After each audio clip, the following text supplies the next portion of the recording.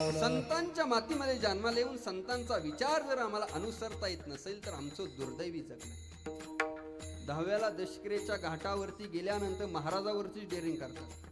काय मग ज्ञानेश्वरी अंत नाही प्रवचन करायला कशाला?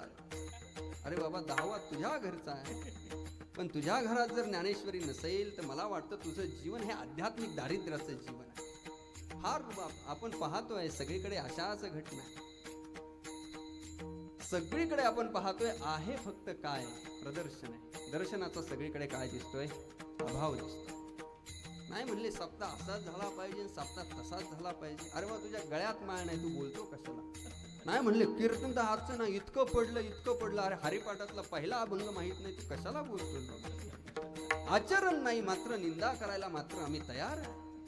सगळीकडे बघावं तसा तोच धंदा आहे. म्हणून सज्जनांना जगामध्ये फार त्रास आहे आणि सज्जनांना त्रास झालाच पाहिजे.